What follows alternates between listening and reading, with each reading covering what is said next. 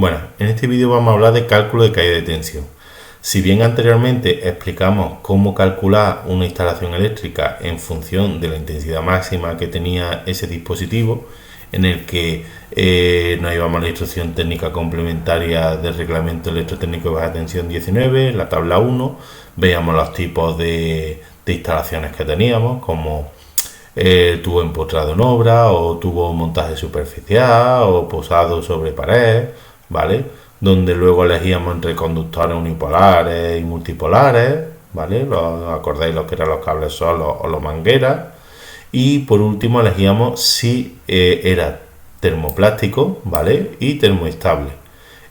Importante esto ahora porque nos va a hacer falta, sobre todo para calcular la caída de tensión, ya que los termoplásticos tienen una temperatura máxima de funcionamiento de 70 grados y los termoestables soportan los 90 grados.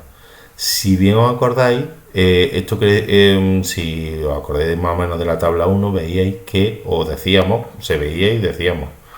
que los termoplásticos soportaban menos intensidad. Y es que, claro, como soportan menos temperatura de trabajo, pues se le limita la intensidad máxima a la que funciona. Y es que, como dijimos anteriormente, los cables de PVC con una alta temperatura se empieza a deformar el aislante. Se puede incluso derretir o deformar. Y claro, eso afectaría al aislamiento del conductor. En el caso de los termoestables eso no pasa, sobre todo a una temperatura medianamente alta. Evidentemente, si lo sobreexponemos a una fuente de calor muy intensa, pues evidentemente al final se acaba derritiendo. Pero bueno, esto tenerlo un poco en cuenta, sobre todo para ahora calcular la caída de tensión. Y es que sabemos que para calcular una caída de tensión tenemos que tener en cuenta la intensidad que pasa por él, la longitud y la resistencia que tiene ese conductor a que pase esa intensidad, ya que cuanta mayor intensidad pase por él y mayor sea la resistencia, más energía se va a perder en ese trasiego de intensidad. Pero además, cuanto más longitud tenga, pues evidentemente todo es proporcional, se va a aumentar esa energía.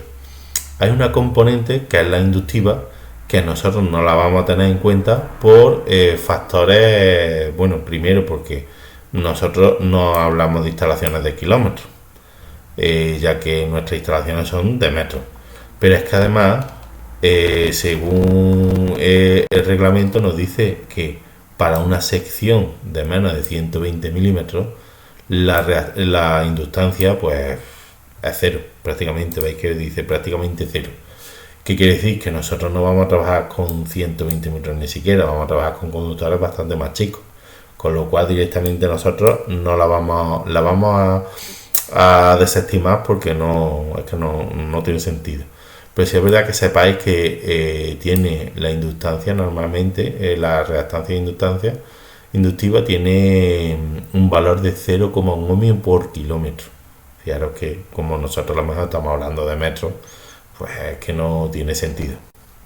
Bien, cuando hablamos de resistencia, ¿vale? Tenemos que saber que los diferentes cables que usamos nosotros tienen una resistividad. El cobre tiene a 20 grados una resistividad, a 70 uno y a 90 otro. Cuanto mayor es la temperatura que tiene, pues veis que aumenta su resistencia, le cuesta más pasar los electrones, pasar esa intensidad. Vemos que es lo que mejor, el cobre es mejor, tiene menos resistencia que el aluminio, y el aluminio mejor que el almelé. El almelé ya sabéis que es una mezcla de aluminio que se usa para cables que son tensados en fachadas, que tienen unas propiedades mecánicas mejores que las del aluminio. Pero bueno, nosotros nos vamos a centrar en el cobre, que es el que no importa, que es el que no vamos a usar. Ni el aluminio ni el almelé vamos a usar. Pero sí quiero que veáis que lo que es la resistividad aumenta con la temperatura. De hecho, aquí te presentan una fórmula para que tú calcules la sección del conductor, ¿vale? En función de la temperatura que sepas que va a trabajar. Nosotros esto así no lo vamos a hacer porque va a ser complicado que nosotros estimemos o sepamos a ciencia cuál va a ser la temperatura que va a funcionar. ¿Qué fórmula vamos a usar? Pues vamos a usar estas que son un poco más simplificadas, que realmente lo que usan es un coeficiente, ¿vale? Que es este coeficiente de conductividad, que dependiendo si es cobre aluminio, ¿vale? Pues, por ejemplo, en el caso de termoplástico, que es para 70 grados, pues sabemos que es 48, y en el caso de termoestables, que sabemos que hasta 90, 44, ¿vale? ¿Cómo quedaría esto? Pues la sección es igual a la potencia por la longitud partido de este coeficiente, ¿vale? Que dependiendo ya sea termoplástico o termoestable de conductividad, por la caída de tensión y la tensión. Esta fórmula incluso esta sería la de trifásico, y en el caso de monofásico sería 2 veces la potencia, ¿vale? En el caso de que, bueno, sobre todo porque esto ya veréis que en muchos ejercicios veréis que no tenemos coseno de phi, porque la propia máquina, no sé si bien porque tiene sus condensadores, evidentemente ya sabéis que para corregir ese coseno de phi se ponen condensadores, las máquinas suelen tener sus condensadores y corrigen ese coseno de phi, que se puede acercar al 1, no llega al 1, pero como no te lo ponen, o lo calculamos o nosotros estimamos que es 1. Si tiene 1, pues ya sabéis, esta potencia pues sería tensión por intensidad, y como tenemos tensión arriba y tensión abajo, se nos quedaría 2 veces la intensidad por la longitud, por la conductividad, por la caída de tensión. Fijaros que es bastante fácil.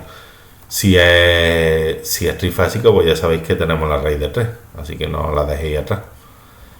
Lo que nos quedaría es saber cuál es la caída de tensión para nuestras máquinas, que esto es una buena pregunta, y en esta misma guía pues nos responde a eso.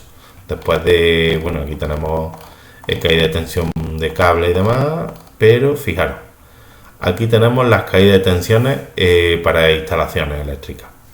Nos hablan primero de la línea general de alimentación, ya sabéis que esto nosotros no lo tocamos, la derivación individual, que tampoco lo tocamos, y circuito interior. Esto es lo que nos interesa. Tenemos tres posibles casos. Circuito interior en vivienda, ¿vale? Ya sabéis, si ponéis una máquina de aire acondicionado en una vivienda, pues tiene que tener como máximo un 3%. Ese 3% sabéis que va a ser 6,9 voltios.